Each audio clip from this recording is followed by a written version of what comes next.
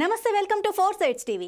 పౌరసత్వ సవరణ చట్టం 2019 CAAను కేంద్రంలోని బీజేపీ సర్కార్ నోటిఫై చేయడంపై బెంగాల్ సీఎం మమతా బెనర్జీ నిప్పులు చెరిగారు.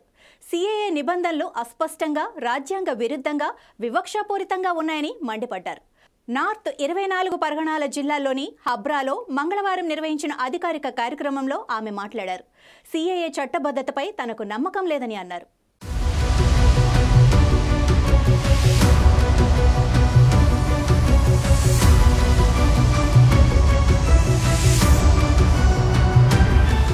National register of citizens NRC అమలుతో CAA ముడిపడి ఉన్నదని, ప్రజలను నిర్బంధ శిబిరాలకు తీసుకెళ్తారని, రాష్ట్రంలో CAA అమలును తాను అనుమతించబోనని తెగేసి చెప్పారు. CAA కింద పౌరసత్వం కోసం అప్లై చేసుకునేటప్పుడు ఆలోచించుకోవాలని ప్రజలకు విజ్ఞప్తి చేస్తున్నా. ఇప్పటికే పౌరులుగా ఉన్నవారు మళ్లీ దరఖాస్తు చేసుకుంటే వారు వెంటనే శరణార్థులుగా మారిపోతారు. కాబట్టి దయతలిచి పౌరసత్వం ఇవ్వాల్సింటుందని మమత చెప్పారు. తమ రాష్ట్రంలో CAAను అమలు చేయబోమని కేరళ ముఖ్యమంత్రి పినరాయి విజయన్ తేల్చి చెప్పగా, అదే తరహాలో తమిళనాడు సీఎం కూడా స్పందించారు. అయితే CAAకు వ్యతిరేకంగా నిర్ణయం తీసుకోవడానికి తమిళనాడు సీఎం MK స్టాలిన్ కు అధికారాలు లేవని ఆ రాష్ట్ర బీజేపీ అధ్యక్షుడు K. అన్నమలై అన్నారు. స్టాలిన్ రాజకీయంగా CAAని వ్యతిరేకించినప్పటికీ అమలు చేయకూడదని నిర్ణయించే అధికారం రాజ్యాంగం ప్రకారం అతనికి లేదని అన్నమలై నొక్కి చెప్పారు.